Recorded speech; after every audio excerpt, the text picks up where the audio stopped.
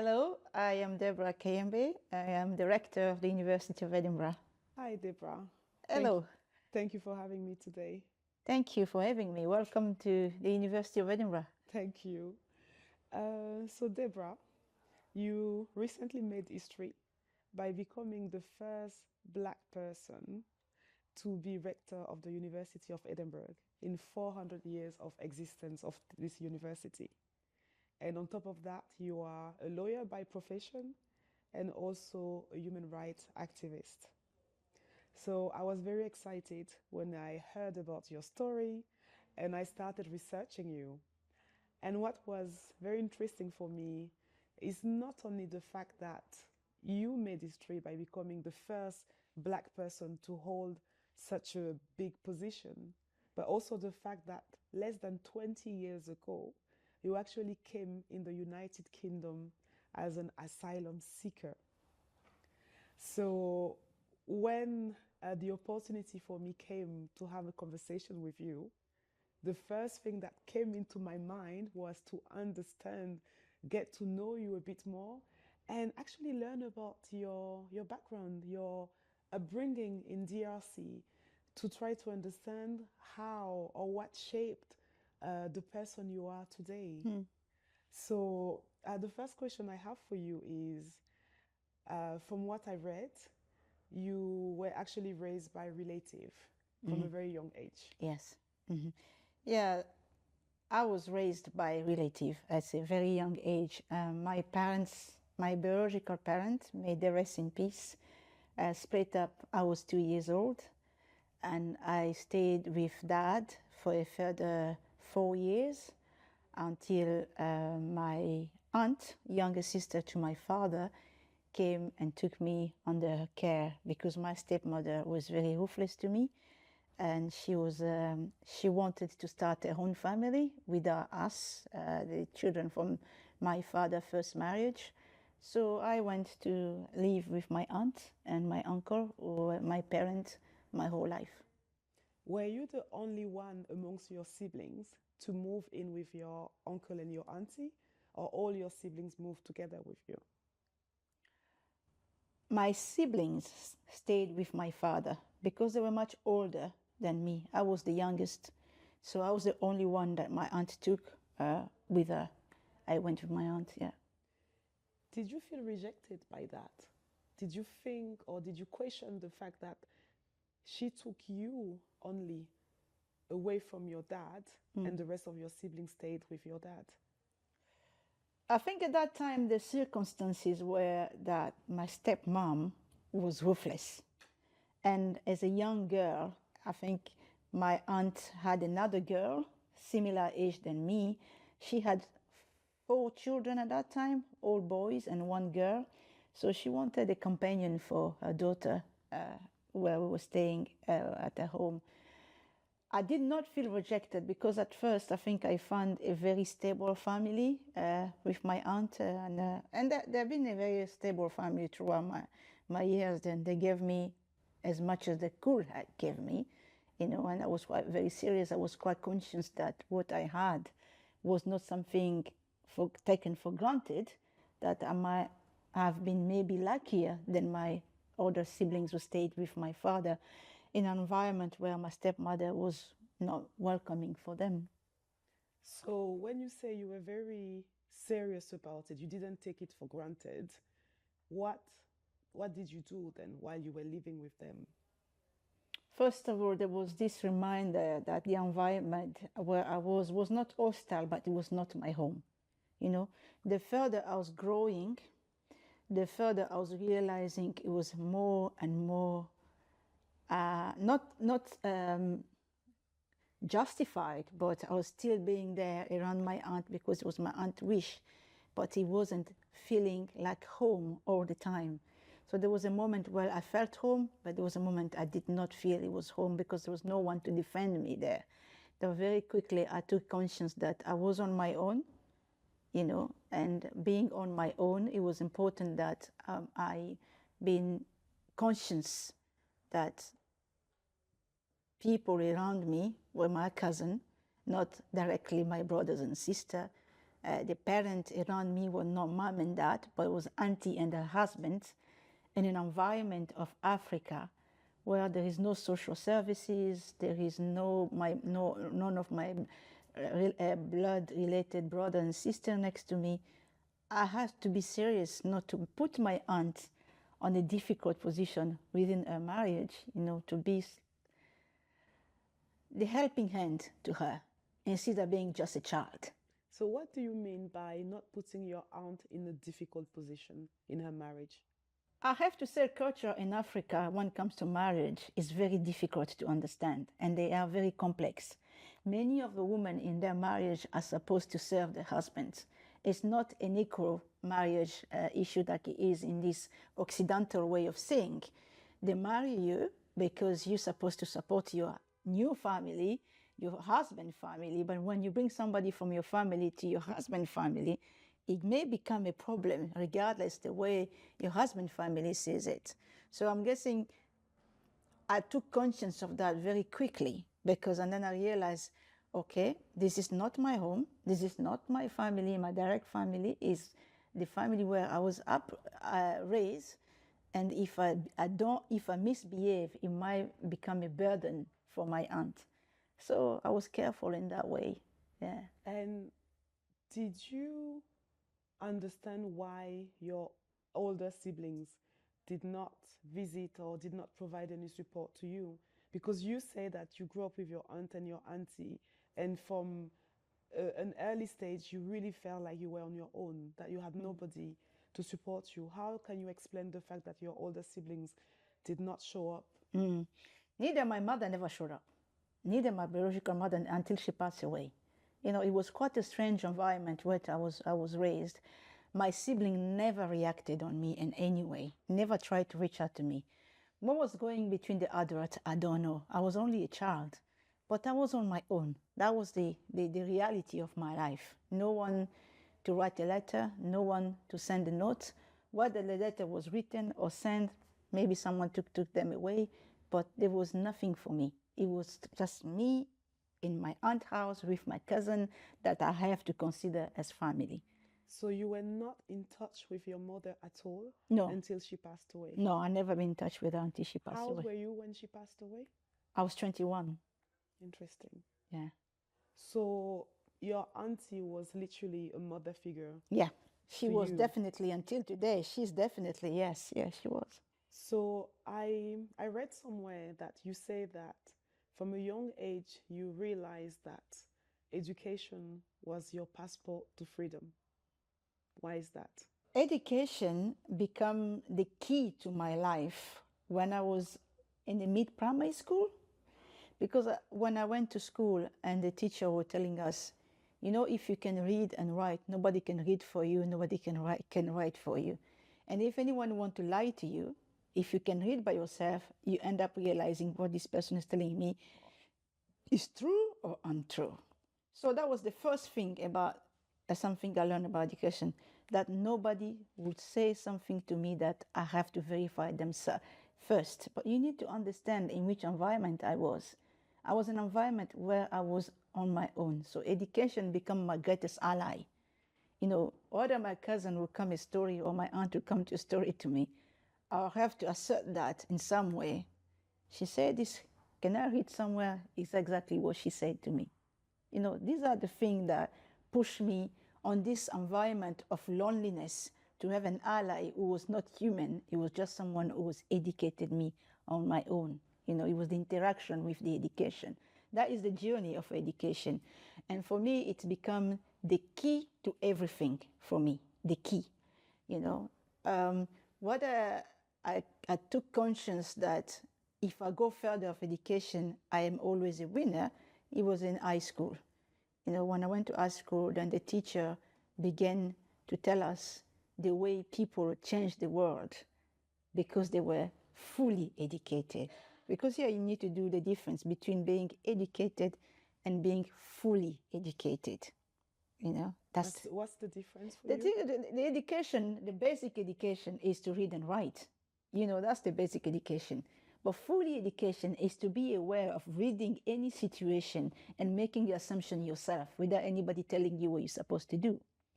And that goes throughout the way you learn about life, to the teaching in school and to the education on the street, or to the interaction with the others. And for me, for a child who was most of the time staying at home, going to school and coming back your afternoon in the kitchens, doing all these shows and all that, the extra education for me was on the books. So would you say that because you were so much focusing on your education, you didn't have friends? And what about your cousin? Did you live with them as brother and sister?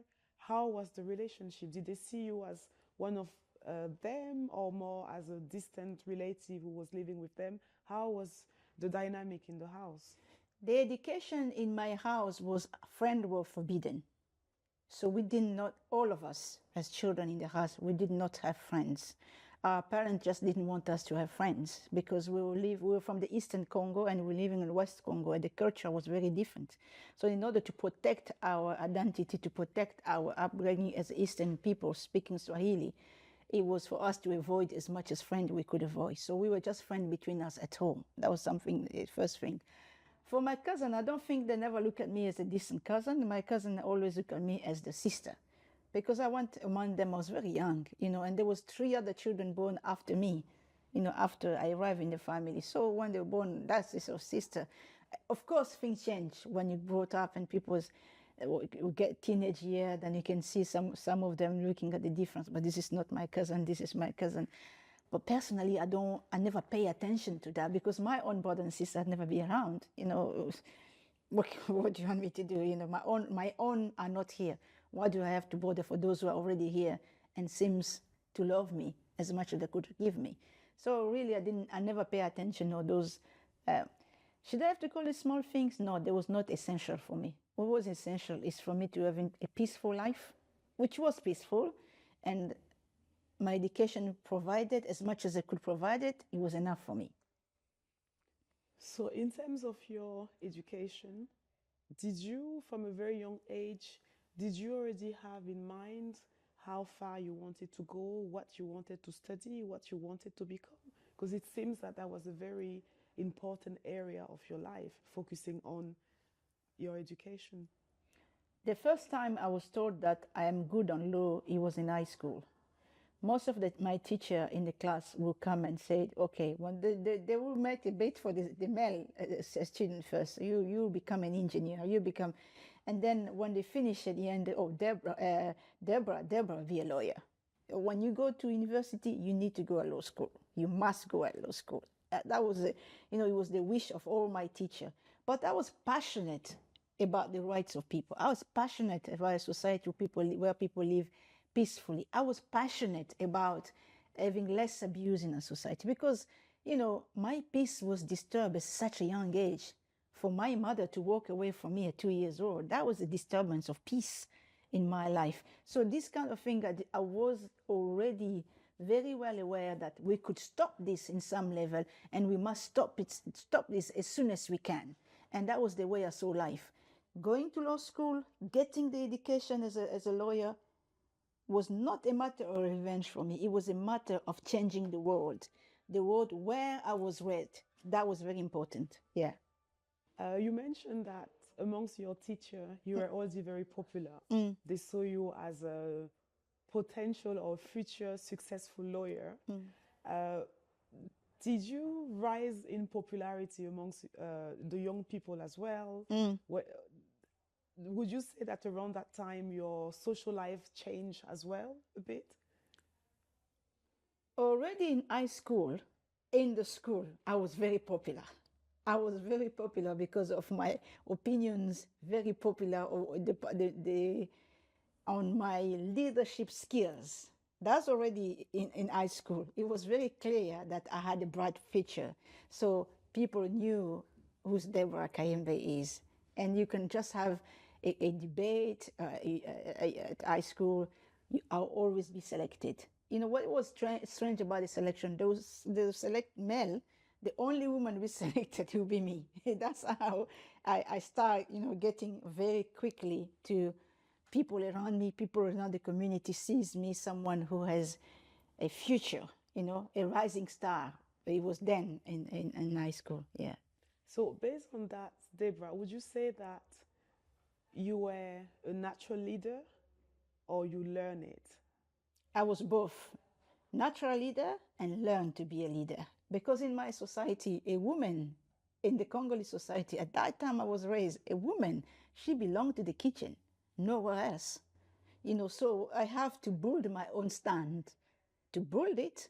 But again, the gift of being a leader was already on me. Yeah. So you said in the Congolese society, the place of a woman belongs in the kitchen. So how did you overcome maybe potential setback throughout your education to finish your study or to become a lawyer, for example, given the fact that you were in a country where being a woman was probably a challenge? I think being determined was one of them. Just being determined of going ahead with your education. I'm going to give you an example.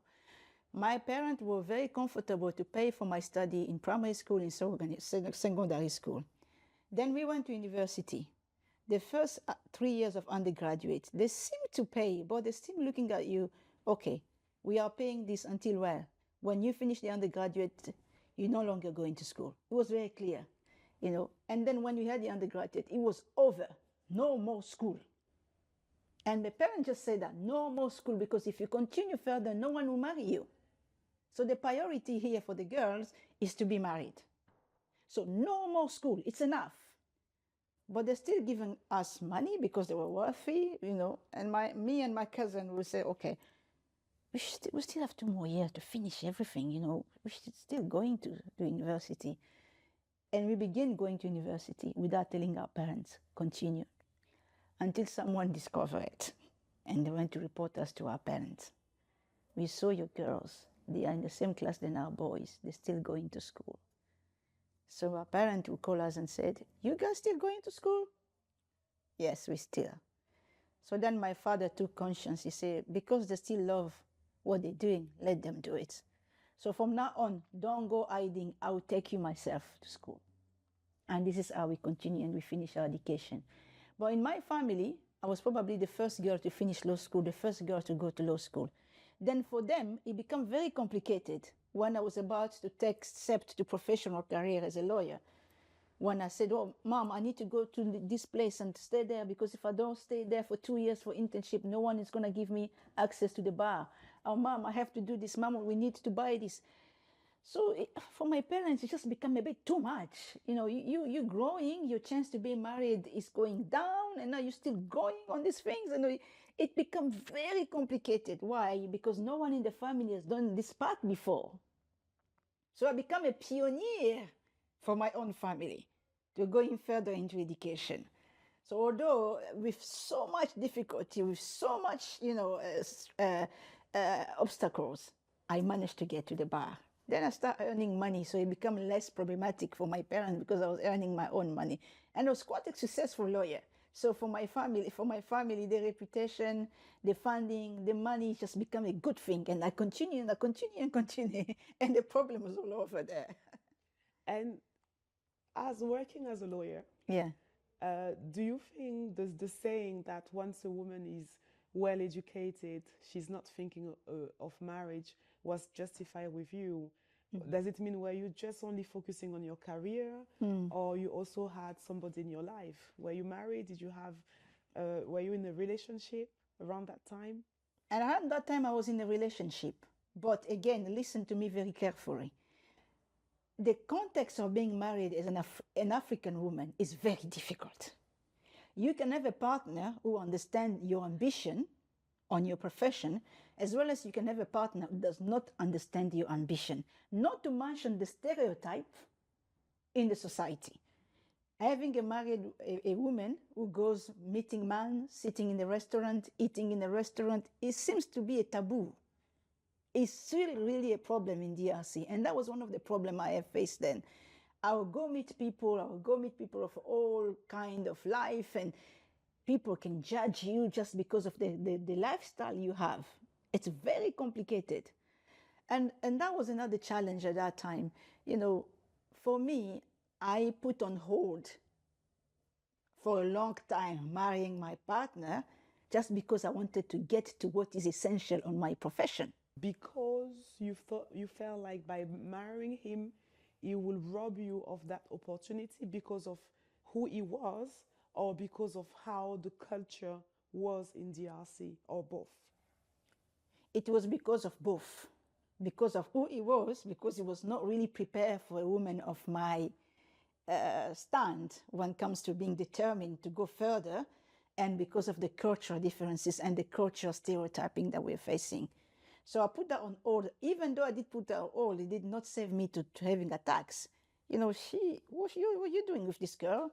All this year, she goes on with man studying and doing this thing. What are you doing with this girl? Find the girl that can marry, put in the house, and then settle together. That was the thing we've been saying all the time.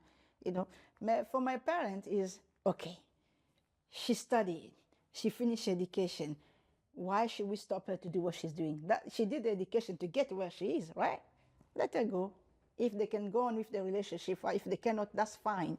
We've already done what we're supposed to do. That was for my parents.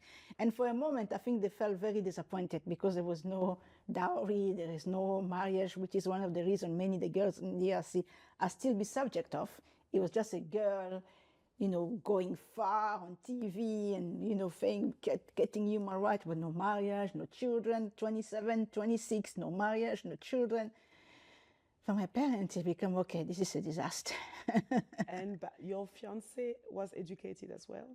He was, but still very much on the macho side of Congolese man, very macho man. So are we saying that in the Congolese culture, and maybe perhaps in most of the African culture as well, a man can be highly educated, but the culture can hold him back? And is it what you experience with him? Yes, I have experienced that with him. He could be very well educated, but the culture, the family, the mother-in-law, the sister-in-law, the way they sees you, it affects their brothers, and he can play on that. Yes. So why did you agree to marry him at the end then? Well, everything I wanted to do, I accomplished it. I accomplished everything. My internship, my profession as a lawyer. I went to the 2 hours internship as a lawyer. I'm fully qualified. I have a profession. I am stable. I'm ready to marry. But at that time, I'm 28, which is very, very late in the Congo, in a country like Congo. And then my first child is born, I'm 30. Some people say even in America it's late. Okay, and then civil war break down again in your country, and you're part of some peace talk. Can you tell me a bit more about that? The civil war broke, and the country was divided in two. There was some part of Eastern Congo was no longer occupied. So in order to restore the country together and to restore peace, there is a peace talk that is organized by Thabo Mbeki. Started first with Nelson Mandela, then Thabo Mbeki in South Africa, in Sin City. So I am selected as an advisor for the civil society, 26 years old. Big, very big. My parents just, wow, are you going to the talk? Yes, I'm going to the talk. It's a matter of dignity and pride for my family. I am on the peace talk. And we go to the peace talk, and if a president is chosen, 4 vice presidents, an independent commission are set up, and the Human Rights Independent Commission is set up, and I am the special advisor to the president. Only 27. That is in the Congo. Who was then president in the Congo? Joseph Kabila was the president, and he had 4 vice presidents. But there was an independent commission, one for reconciliation, one for the election to prepare the next election, and one for human rights to investigate the human rights abuse that was made during the war. And this is where I was the special envoy of the president. And then what happened? Then I advised the president to travel to Eastern Congo where the massacre took place and to have an investigation there. So that was the first ever investigation after the war. But the war was still stop and go. So we get there and we come back in Kinshasa with a report. I disagree with the president the way to handle the report. That was the first thing. I disagree with the president the way to handle the report. And then I took my own way with human rights activists to get the report ready to be published, where I was advised that you're in danger, you have to go. So I left. So you were at the peak of your career, peak of your personal life, and you are advised to go. So what was your first thought? And how, I mean, who told you to go? How did it all happen? Very quickly. It went very quickly, and I was advised by my human rights colleague, my human rights activist in the Congo, who has been helping many other human rights activists to leave the country before. So I was not the first human rights activist to leave DRC. So there was many. There's one who in December who left 2 years earlier than me. He was already in trouble, so he left. So this time I left because my colleague told me, I mean, you're here, you're not going to survive this here. And I left. So you left? Yeah. Under what circumstances did you leave? Well, really was the colleague tell us, you're in danger, we have arranged for you to go out. And I followed the protocol that many has followed before me, and that brought me to the UK. And was it that bad? Like, when I say was it that bad, what could have happened to you if you had stayed, if you had decided to stay in your country? I could have lost my life because my colleague lost their lives. You know, my colleague lost their life tragically and prematurely. And I think for many years when I was here in the UK, when I was hearing news that my colleagues some were being killed, some just died mysteriously, I was grateful I was still alive, I was still alive. Because and then for many years in the UK, I did not really get back for what happened in DRC. I wanted to forget for a moment because they were very heavy things. Then when I reached this new role as rector, I understood maybe it was the destiny that was brought up to me to get here. Now I would like to focus a bit more on by the time you leave DRC and you get to the United Kingdom. As an asylum seeker, you're still with your husband. You have 2 children, 2 young children. How was your experience when you first landed in the United Kingdom? I mean, the United Kingdom at that time was known as a country of neutrality compared to the regime in the Congo.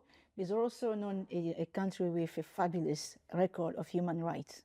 I'm guessing that is one of the reasons, you know, my colleague thought it was good for me to come here, even though I was not speaking any English, not a single word of English. So I arrived here in February, and it was dark, it was cold, and then they bring any coats. So it was really a slap on the face, a different way. And then settling here as an asylum seeker was a life without dignity, without respect. You could introduce yourself to someone and say, my name is Debora Kayembe and I'm a lawyer from the Democratic Republic of Congo. They will doubt you. They will not believe you. You present your qualification from the university. They will not recognize your university. I mean, it was a very tough time. You have no right to work. You know, you stay at home in a house where sometimes there's an electricity, there is no electricity. Imagine you came from a big house with servants and to a small apartment where you have to ask for everything. I mean, it was humiliative. It was tough, very, very tough. So, Debora, you moved to the United Kingdom after having a very successful career in DRC as a lawyer, a very successful personal life as well. And how does it feel to get to another country and to feel like nobody? How does it feel to get to another country to feel like nobody? You emptied. Your dignity is taken away from you.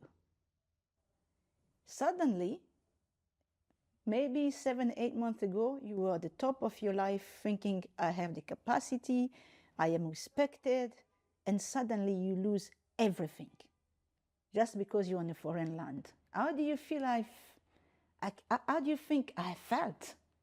I felt completely taken away, completely emptied. The strength of just being a human to wake up in the morning and your mental health is just thinking, okay, I'm going to this place again. Here we go. I will be humiliated again. It was difficult, very difficult. What did you do to overcome that moment? What did you do to deal with that difficult time in your life? That was something that I discovered only in the UK and it wasn't available in Africa. The National Health Service, this beautiful thing we have in this country. Going to the doctor and trying to be as humble as possible to explain my feelings and to explain how bad I feel. So I was very lucky. I had extraordinary GPs with their background, a refugee who came here before and was successful to become GPs. They put me into counseling. I mean, my mental health was being looked after properly, really properly. I had counseling in this country, mental health counseling. And then coming to the idea that I have to reinvent myself, because after all, the powerful, successful Debora Kayembe from the Congo is no more. What do you mean is no more? Because every time I approach someone from this country, he does not see that Debora Kayembe, he sees an asylum seeker. And the idea in this country that being an asylum seeker is a threat to the livelihood, is a threat to security, is it this bias and this self-accusation because you're an asylum seeker, you're a danger for this country. So I have to reinvent myself. Being an asylum seeker, I did not refuse my condition as an asylum seeker, but I have to reinvent. I no longer have what I have in DRC. I have to reinvent myself and being constructive for this place. But remember, I did the same exercise back when I went to my aunt's house. The same exercise. It's not my place. It's not my home.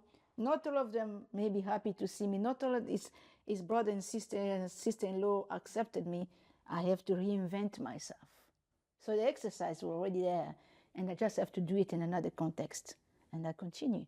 So what did you do to reinvent the new Debora Kayembe? First of all, I learned the language because I came here. I wasn't speaking any English, so I learned the language. And I was very lucky because I had ordinary people around me who provided some support to me, like Sky TV with a subtitle to learn English very quickly. When I have the opportunity to learn, English freely, I will go to learn English in English class and come back. These are things that have made me, okay, what can I give? What do I have in my hands? I have my language skills.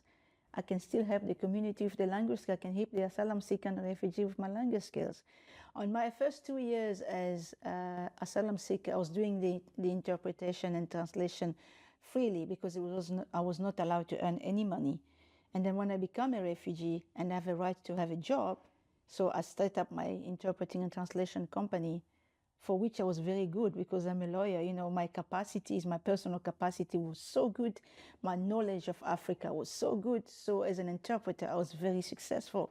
So I reinvent myself. This is not where I am as the woman. I was a fully qualified lawyer in DRC, doing whatever I wanted to do with law. But there was just the language skills, the interpretation and the translation. So what I pick up from what you're saying is, you were happy to do it for free for 2 years. Yes. Because an asylum seeker in this country is not allowed to work. But did you somehow thought that later you would be able to be paid for that?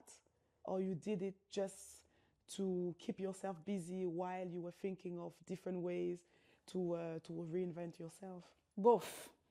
So it was a way to keep myself busy and useful to the community, but also something to prepare me when I'll be able to earn money. I've already have a baggage of experience, so I can continue with that. So it was both options for me in the table. I consider that this way. What is interesting for me here is the fact that obviously you train as a lawyer and you arrive in a country where your qualification is not recognized, and you're looking for another way to earn money, to reinvent yourself, and you're looking at another set of skills you have, which are languages. So I'm guessing you speak many languages. I was brought up four lingual, so I was brought up speaking French, Lingala, Swahili, and Kikongo, four languages. And then when I married my husband, who was from the Bakongo and they speak Portuguese, I learned Portuguese because my in-laws would not tolerate a woman not speaking Portuguese, so I learned Portuguese. And then my traditional dialect is Kiluba, so I have to speak it with my aunt and where she was staying. And then I had English when I arrived. So English is the last language I've learned at 30. So you learned English at the age of 30? Yes, not before that. Wow. And when you set up your own translating business, you were doing work in all these Congolese language plus Portuguese and plus English as well. Well, you need to understand Swahili is not only spoken to Congo, it's spoken into Tanzania, it's spoken into Rwanda, it's spoken in Burundi, it's spoken, in several places in Somali. So Swahili is quite dominant here for the asylum seekers. The biggest community of refugees in the United States are Congolese, and the majority of them come from Eastern Congo. So when you have Eastern Congo, you have three variants of Swahili, which I speak, all three variants. So when the Americans discovered my skill, there were people, Americans were the one who just took me in because I was just something they have never seen before. There's someone they have never worked before. And it was fantastic. My interpreting company just went, I was earning more than a lawyer was practicing in this country, wow, which was really good. So were you only practicing in the UK or in the United States as well? You mentioned American. Yes, I was practicing in the UK, in the United States, and Africa. So in Africa, in DRC, or all over Africa? All over the corner of Africa where all the refugee camps are there, where the America are doing a resettlement program. So I was working with the American and UK refugee resettlement program, and they are all in Malawi, they are in Rwanda, they are in Tanzania, they are in other places in the corner of Africa. Okay, so during that time, setting up your translating business, how was your personal life? What about your relationship with your husband, yourself as a woman, as a mother? So I was when I became a refugee, my children were 2 and 1. My marriage collapsed immediately. Just like 5 months after I became a refugee. So we were all granted refugee status, but my marriage collapsed. It was a difficult marriage. We just reached the breaking point, even when we were still asylum seeker, but it was difficult to separate in that time. So I think the fact that we were granted refugees in a common agreement, it was better for us to separate ways. So I don't even want to mention anything about it because it's past. It has passed. I'm not the only woman in the world who went through that process. So it didn't work. He has left. So it was only me and the children. That was the big challenge. So how were you managing that idea of rebuilding yourself, building a successful business, but also being a single mom? How were you able to juggle both responsibilities? They were all three responsibility was important to me. There was no one better than the other one or important than the other one. They were all important to me. So I have learned to manage in between. But also I had friends. I had the support of my friends. They were English, they were Scots, they were all nationality. So I was very lucky to have friends who were coming to my rescue, while I was still an asylum seeker. And when I was granted refugee status, they're still with me. But what was quite extraordinary about this is that I did use childcare to cope with all the need I had. So there was a moment where childcare could not respond. My friend would take over my children to watch over them. But the majority of the time, my children were being taken care by the system that we have in the country for childcare. And that took millions of pounds from me. But again, it was that or put putting my children in a place of danger or putting them in an insecure relationship, which I didn't want to go through. I remember at that time there was this scandal about baby Peter, where the baby, a woman was in a relationship with the boyfriend, and at the time she was going to work, she would give the child to the boyfriend who was abusing the baby until the baby dies. That was something I said, I don't want my children to go through this. So it was a choice for me to find a right partner who can look after my children. Unfortunately, I could not find, because more I was going into life on my business, the thing expanding, my campaigning for human rights expanding. It went so fast that I couldn't find a space for a partner in my life. Oh, so you were still campaigning for human rights as well at the same time? Yes. I mean, the abuse that I faced as an asylum seeker pushed me to reconnect with my campaigning. But then I was not talking about DRC. I was only talking about the reality of being an asylum seeker and refugee in this country. This is why I concentrated my effort. And also there was the fact that I was interpreting almost every day for refugees, and listening the stories of the abuse they were facing throughout the system was really something that gave my campaigning for refugees an excellent turnout. I can go to a meeting and people talking about the refugees say, listen, today, this is what I went through during an interview. This is the story of someone I've been following for the last 4 years. This is how they end up. So I had fresh, true, and verifiable, accurate stories about refugees from my work as an interpreter to share about on the table of policymakers. So that made me really the person to refer to. I was a reference for many people for the work of the refugees, for the issue of refugees, for the accurate, verifiable data about the refugees and asylum seekers. So that made me really the complete person that you need to refer to. And where did that take you? How far did that take you? Oh, it took me first of all to go over continent. Running 16 states in the United States of America. Working with me, and it took me straight to the Scottish Refugee Council when I moved to Scotland this time. At the Scottish Refugee Council, I went there to ask for an interview to tell them my story as a refugee. But the story was much more about why did I left DRC.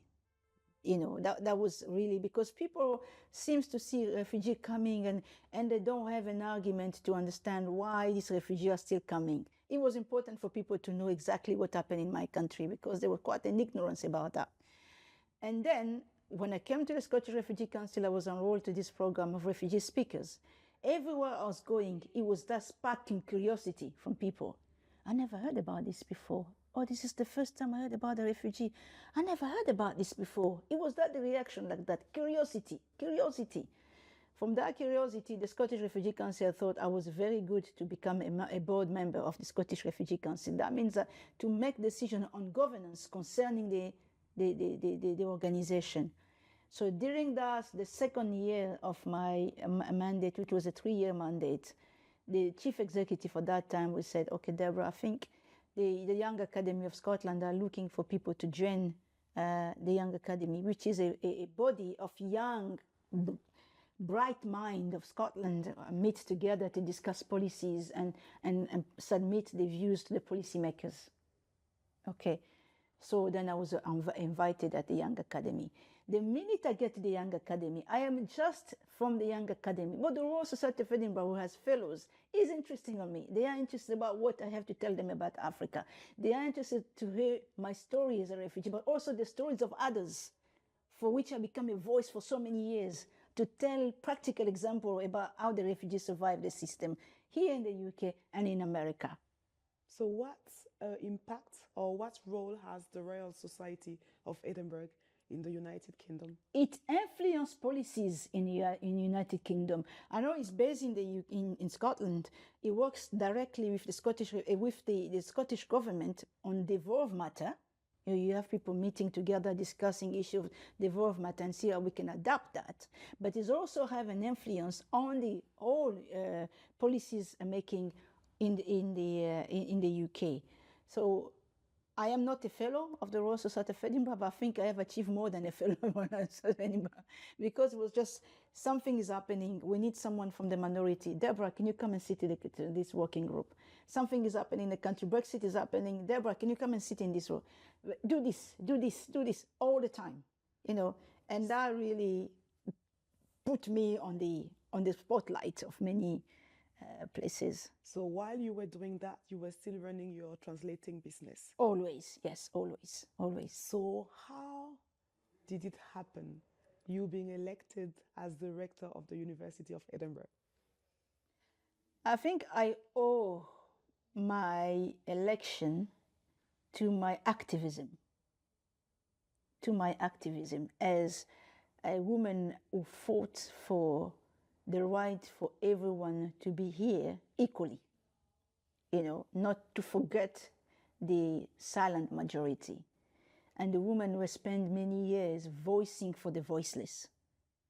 I mean, doing the work of the refugees and being able to work alongside the refugee and being their voice has contributed to that. And that is a certain thing, something for certain.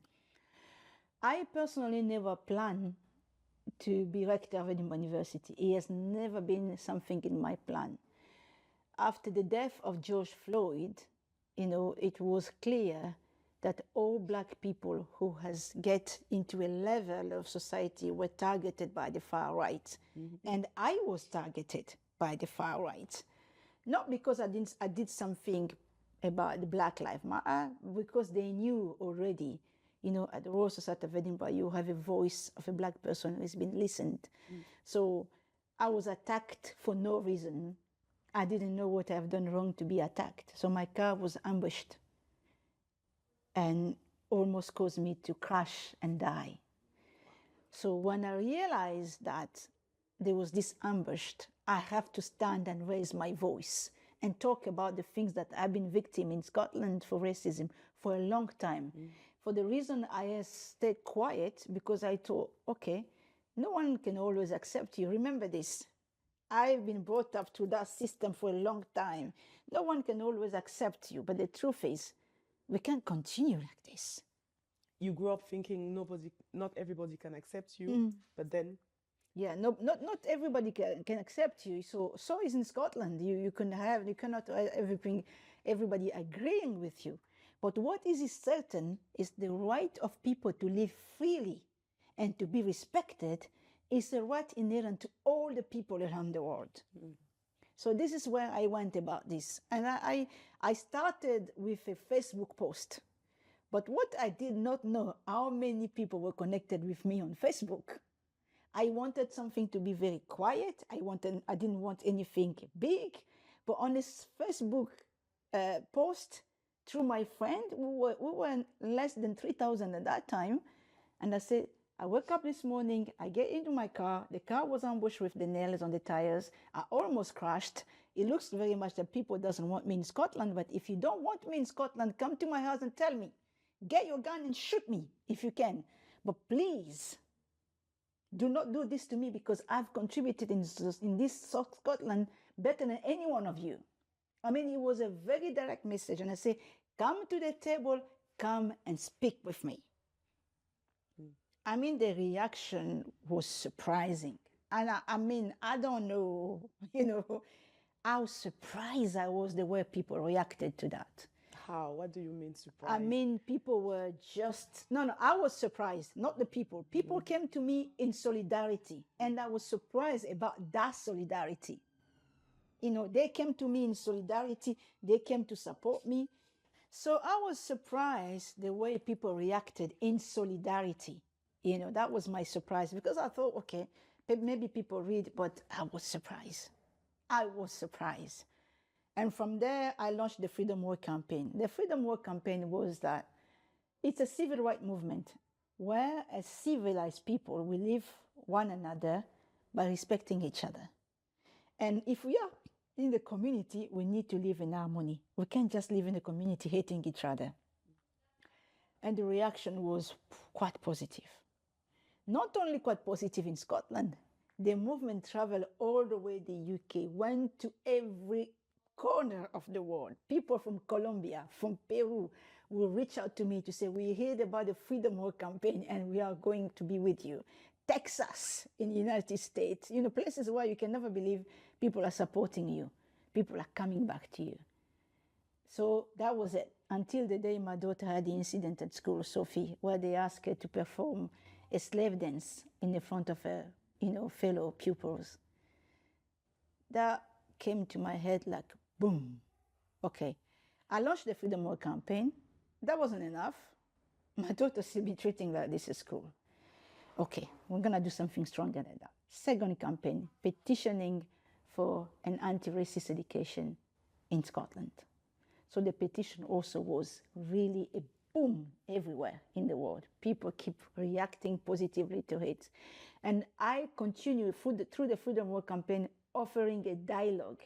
Instead of me being angry and aggressive, it's not what I did. I ask, come to me, let's talk. Let's speak each other. Let's understand each other. Maybe it's the best way to go on with this. I think that was the reason why the students and staff at the University of Edinburgh picked me as the next rector. I all went just from there. So you were basically approached and asked to be the leader of this university. It was around 7 p.m. I received a Facebook message saying, Deborah, we have something to talk to you. Could you please send us your email address? The person who contacted me, I said, but this person is from the University of Edinburgh. What do I have to do with the University of Edinburgh? At that level, what do I have to do with the University of Edinburgh?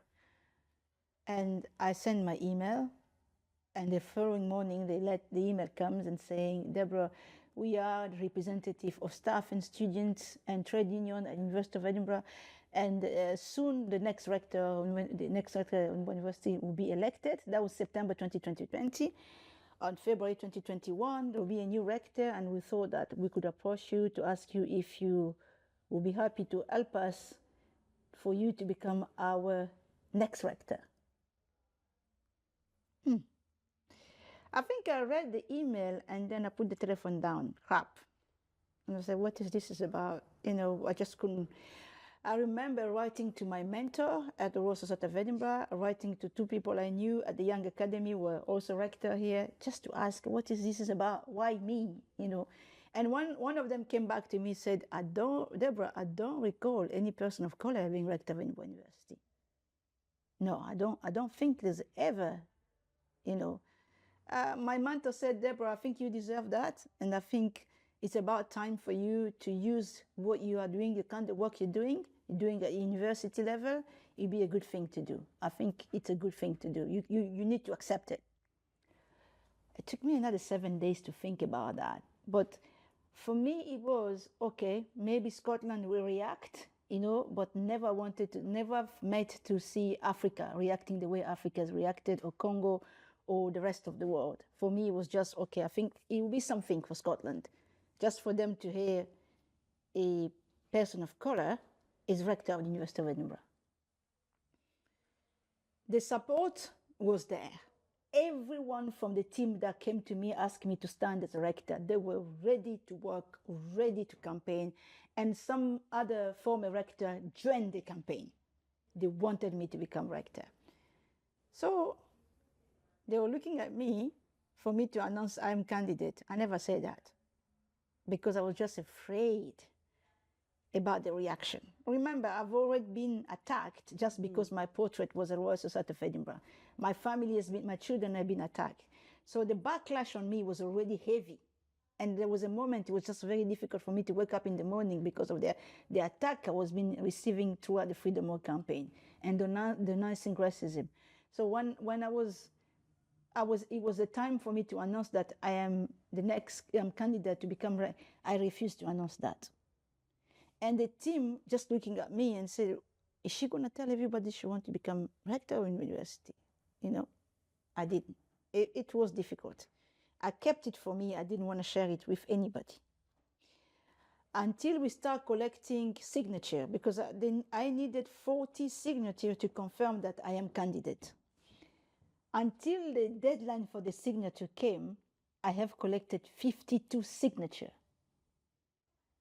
From there, then I started to say, okay, I think we are making it. So I start informing some people that I am certain they will back me. I am certain they will give me a good advice, but not everybody, not going publicly. Still silent. I'm now looking back, I'm thinking maybe at that time, if I've noticed that, it could never have been a big shock like it has become a shock on the day of the election. So what happened is the deadline for candidate was on the 2nd of February 2021. And if this candidate are validated on the 2nd of February 2021, then there will be a campaign that will go until the end of February. And on the 1st of March, the rector will be elected and she will start immediately. Until the deadline, 2nd of February, we're all waiting to see who is the candidate who's going to challenge me. 12:30, an email, boom. Debora, I am writing to inform you that you are the only candidate, rector of Edinburgh University, and hereby to proclaim you de facto rector of Edinburgh University. That is the 2nd of February at 12:30. I'm soon going to send messages, inform some other people about your election, your appointment, and then we're going to make a public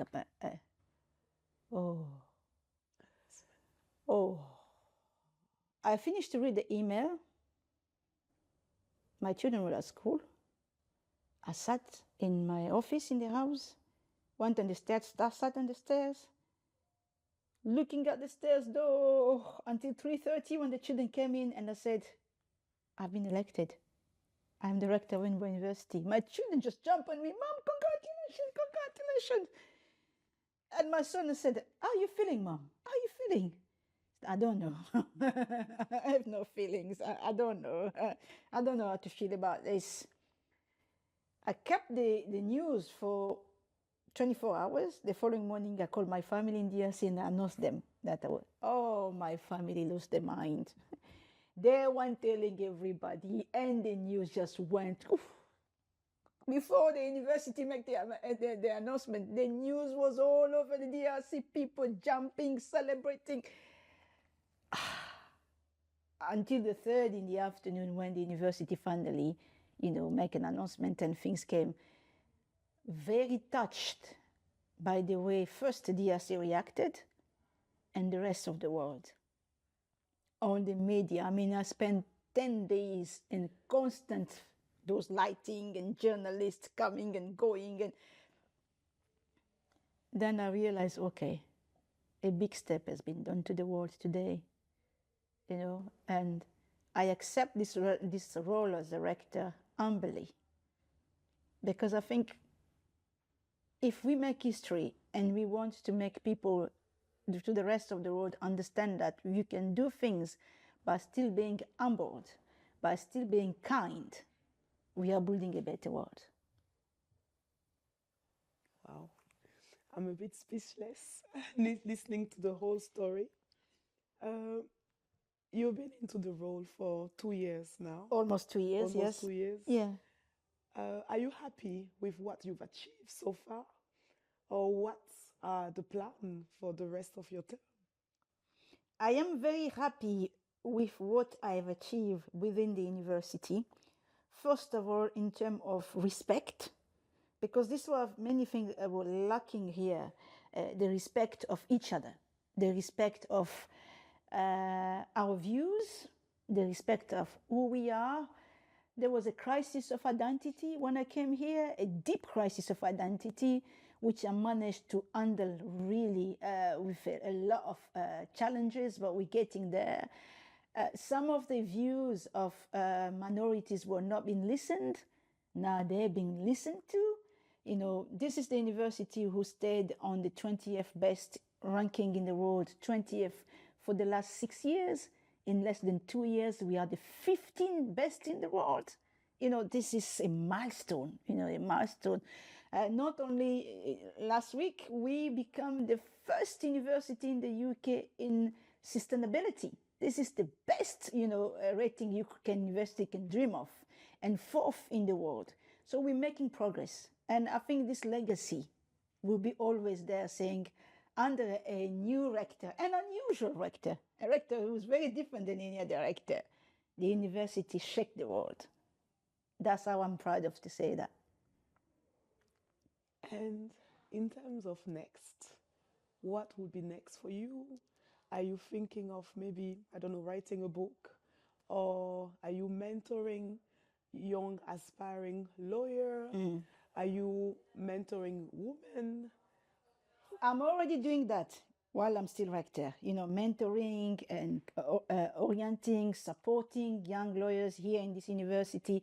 I am already doing that. Whether they are black or white, I'm already doing that. But I think the next things for me is whatever come, I will take it.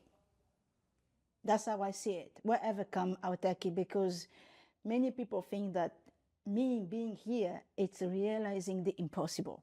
And when you realize the impossible, there will be more impossible come, because people realize you're capable of handling the impossible. So I am ready for anything that will come, as long as it keeps me on my role as mother to my children, which is a role I respect and I love deeply, and that gives me another development on my own. That's how I see it. My personal development is very important to me. I will continue to work to develop my capacities, my skills. I'll never give up. We learn every day. We don't change the way of learning. We learn every day. But I see myself having a very bright future. What it's going to be, I don't know. But as Debora Kayembe, as a person, I am happy. That's the most important. And just one thing, in terms of your country of origin, DRC, do you see yourself ever going back there to live there, now that you've been able to raise a high profile outside of the DRC? Would you like to work in different sort of capacity in your country of origin? Going back to DRC is always be a question for me to return, because I will return in DRC. It's my home, it's my country, it's my place. I will return. The question here is, when can I return? You know how hard it is for me to be rector of this university, how busy I can be. And I mean, the little distraction I can have on this role, where everyone is watching me, everyone is at me, it's very difficult to balance. So I have to be careful in this role. But I will return in DRC. I will become prime minister in DRC. I'll become president in DRC. All these options in my table. I mean, the people of Congo just are waiting for me to return first to celebrate what I have achieved. Just for the celebration. They want me back there, but they also want my intelligence, my capacity to be used for the good of the Congolese people. I've already started doing it here in this university, in this country. I will continue to do it when I go to DRC. So DRC is very much in my pocket. It will always be there.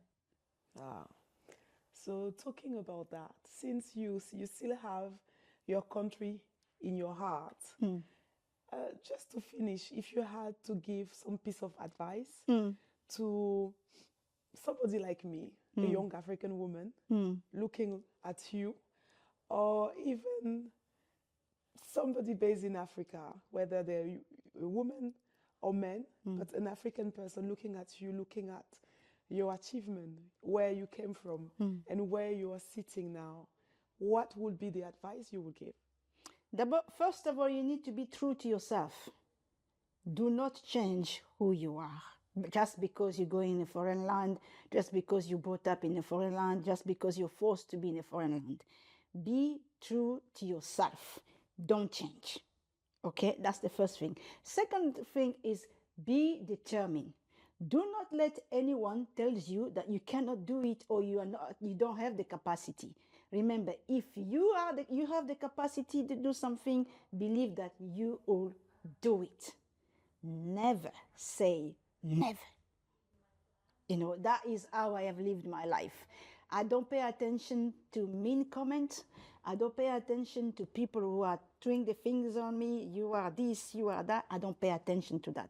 I know who I am, I know my worth, and I know what I am capable to do. That is what is important now. People who come to you try to manipulate you or try to get you in their side because you're successful, because you represent something. Stick on who you are. Be yourself. Don't follow left, right, because people will only respect you when they see that you stand your grounds and you know exactly what you are doing. Wow. So if people wanted to reach out, to connect, where can they find you, Debora? I have a WordPress account. So if you want to contact Debora directly, you go to Debora Kayembe at WordPress. You find me there. You can send me an email. I will receive the email and I'll respond to you by email only. Not WhatsApp, please. Sure. And are you on any other form of social platform for people who would like to follow you? I am on Twitter with D Kayembe. I realize now there's many Debora Kayembe on Twitter now, but I am D Kayembe in capital. So on Twitter, I am on Facebook as a public figure. I have a page on Facebook as a public figure, Debora Kayembe, FSCR, Fellow of the Royal Society of Art, Manufacture and Commerce. And I am on LinkedIn as Debora Kayembe. If you go to LinkedIn, you find me as Debora Kayembe. So I'm on all this social media. You can reach me there and ask me any questions. And no Instagram? I am on Instagram, of course. I'm on Instagram. Okay. Yeah. Debora, thank you so much. It was very insightful as a conversation. I take it personally for myself. Going through your life experience, I did learn a lot and I feel really inspired. And I think I will keep following you because I'm convinced that there is more to your story. Thank And you I'm so much. convinced that you'll Thank do you. more than what you're doing at the moment. Thank you so much. I really appreciate that. I really appreciate you guys coming all the way from London to be with me here. Thank you to Michael. Thank you to yourself for this afternoon here at University of Edinburgh. It was really, really great to have you. Thank you, guys. God bless you.